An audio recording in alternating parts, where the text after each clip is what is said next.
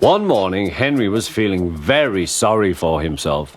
Sometimes he could pull trains, but sometimes he felt he had no strength at all. I suffered dreadfully, and no one cares. Rubbish, Henry, snorted James. You don't work hard enough.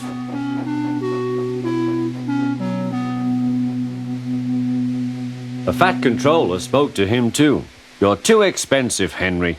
You had lots of new parts and new paint too, but they've done you no good. If we can't make you better, we must get another engine instead of you. This made Henry, his driver and his fireman very sad. The Fat Controller was waiting when Henry came to the platform. He had taken off his hat and coat and put on overalls. Henry managed to start, but his fireman was not satisfied. Henry is a bad steamer, he said to the Fat Controller. I build up his fire, but it doesn't give enough heat.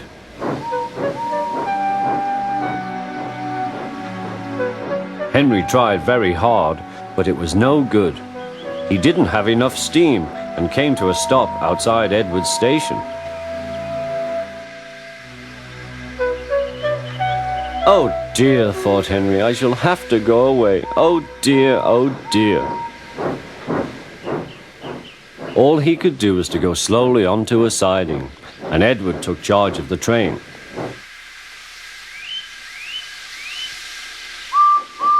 The Fat Controller and fireman went on discussing Henry's troubles.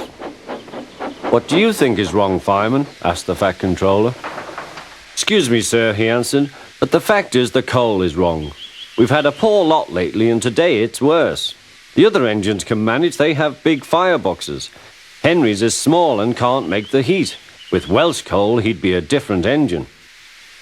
It's expensive, said the Fat Controller, but Henry must have a fair chance. James shall go and fetch some.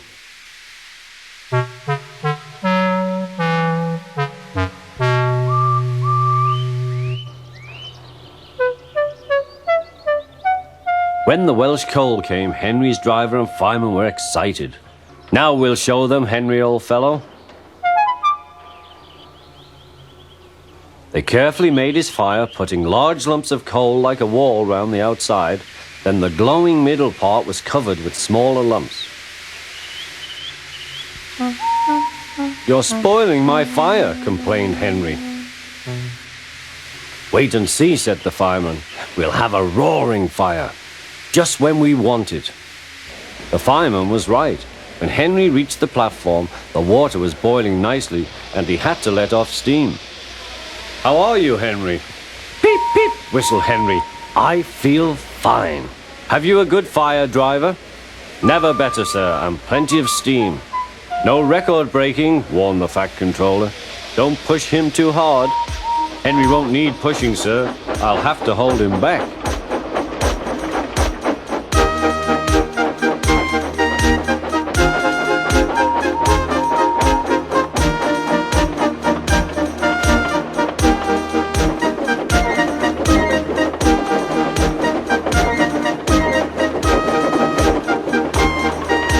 Henry had a lovely day. He had never felt so well in his life. He wanted to go fast, but his driver wouldn't let him. Steady, old fellow, he would say. There's plenty of time. They arrived early at the station. Thomas puffed in. Where have you been, lazybones? Asked Henry. Oh, I can't wait for dawdling tank engines like you. Goodbye.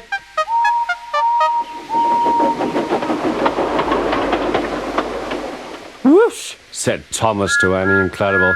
Have you ever seen anything like it? Both Annie and Clarabel agreed that they never had.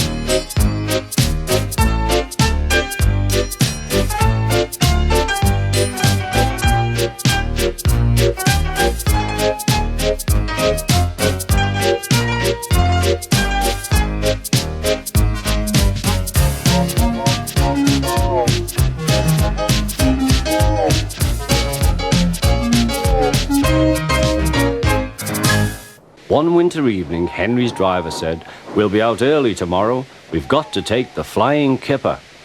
"Don't tell Gordon, but I think if we pull the Kipper nicely, the Fat Controller will let us pull the Express. The special coal they gave you is working well." "Hurrah!" cried Henry. "That will be lovely."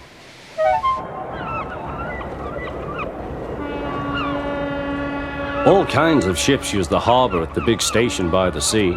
There are passenger ships, cargo ships, and fishing boats also come here. They unload their fish on the quay.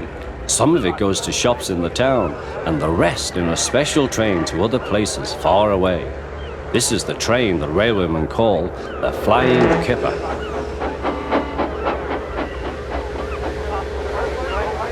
Henry was ready at 5 o'clock. There was snow and frost.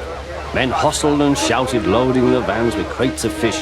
The last door banged, the guard showed his green lamp. The Flying Kipper was ready to go.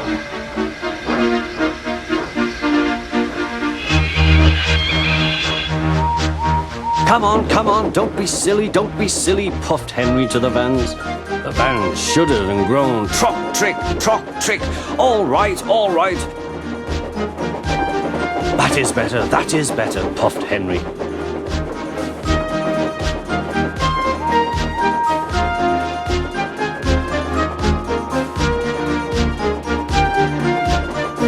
Clouds of smoke and steam poured from his funnel into the cold air, and the fire's light shone brightly.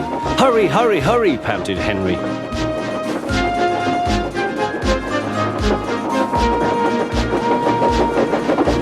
They were going well. The light grew better. Signal light shone green as they passed. Then a yellow signal appeared ahead.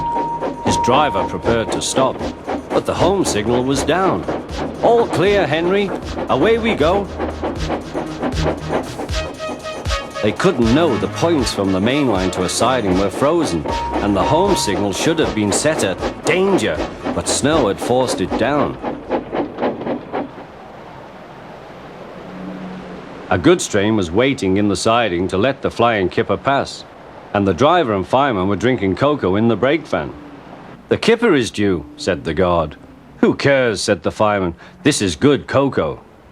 The driver got up. "Come on, fireman, back to our engine." They got out just in time.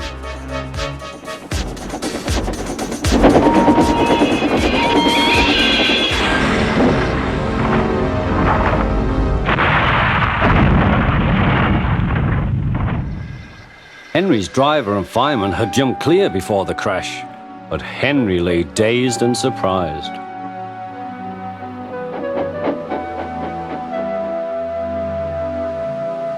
The Fat Controller came to see him. "The signal was down, sir," said Henry. "Cheer up, Henry, it wasn't your fault. Ice and snow caused the accident.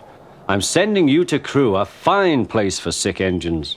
They'll give you a new shape and a larger firebox. You'll feel a different engine and won't need special coal anymore. Won't that be nice?" "Yes, sir," said Henry doubtfully.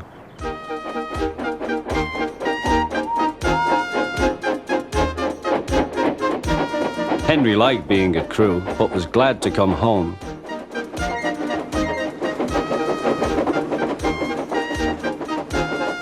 A crowd of people waited to see him arrive in his new shape. He looked so splendid and strong that they gave him 3 cheers.